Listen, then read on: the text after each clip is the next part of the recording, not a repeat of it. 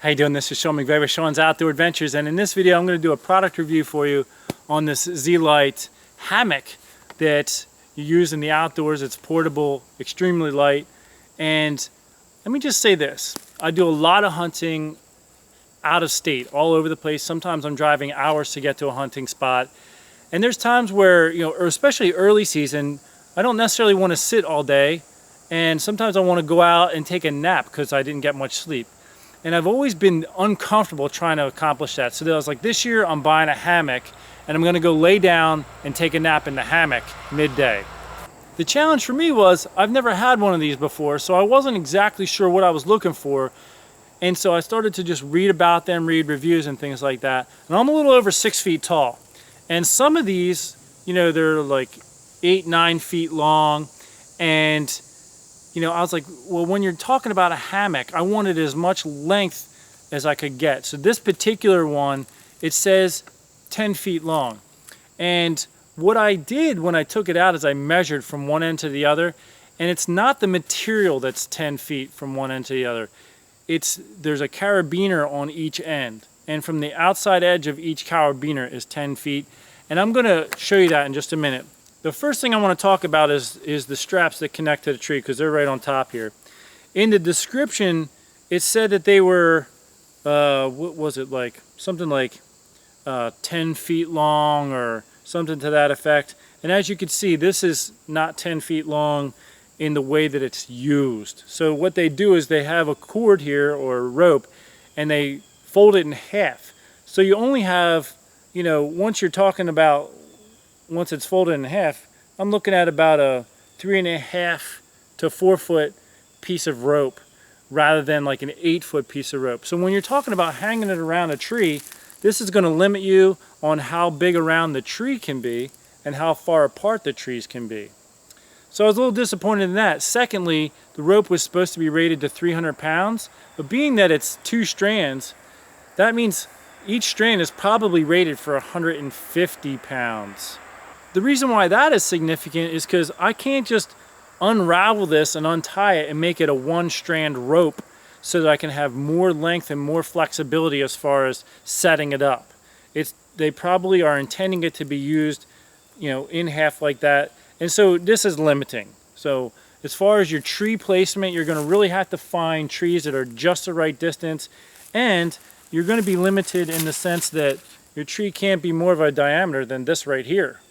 So there's a lot of trees behind the camera that I'm looking at that would be the right distance, but the diameter of the base is more than that, so this isn't going to work for me.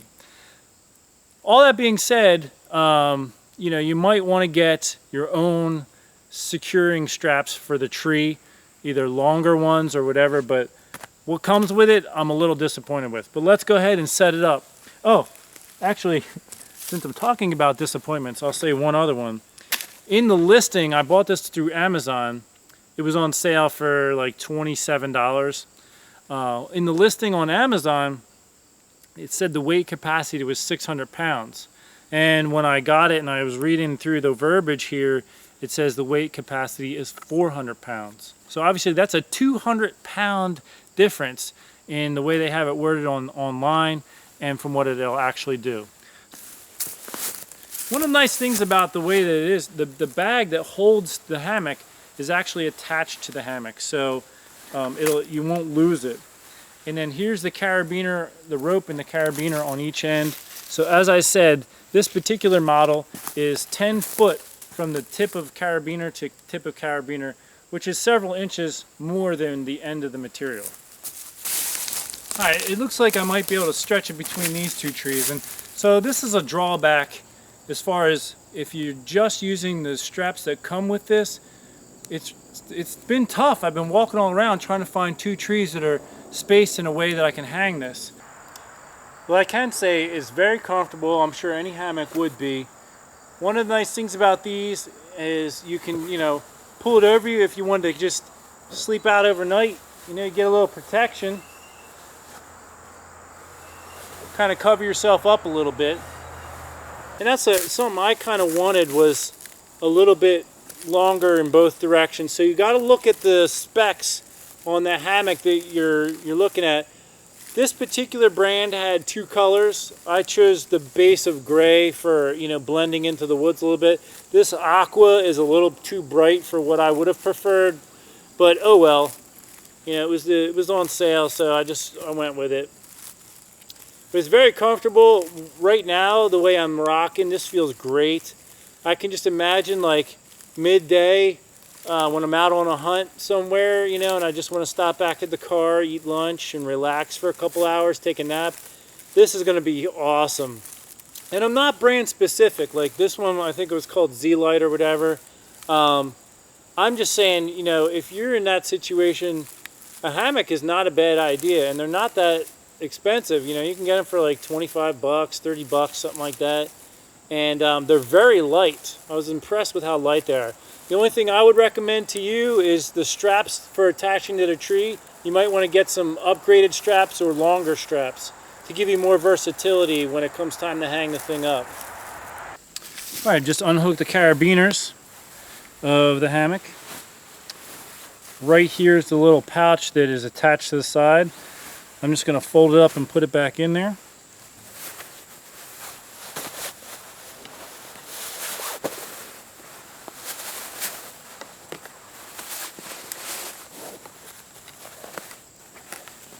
I think that's kind of nifty that the bag is just part of the hammock so you don't lose the bag, and it does slide back in very nicely, and then I'll just put those ropes right on top. One last thing I want to mention, I just took the ropes off the tree, and I didn't notice this putting the ropes up, but I did taking them down, is the one tree had an excessive amount of green mold on it, and it got all in the rope, and I tried to clean it out of the rope the best I could. But that's something to think about, you know, is look to see if the tree's all moldy, because that mold's going to get on your strap, and now you're putting it back into your bag, which you're going to be laying in that hammock. And if you're sensitive to mold or allergic to mold, that could cause a problem for you. So I just wanted to throw that in there.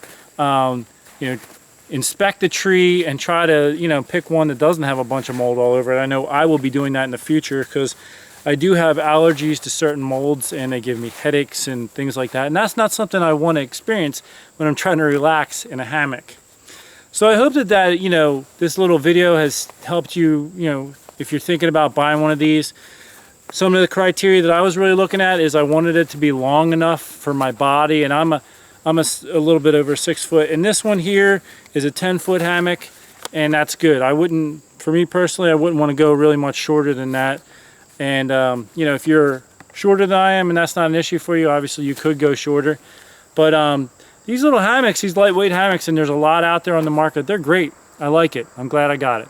Till next time, take care. God bless.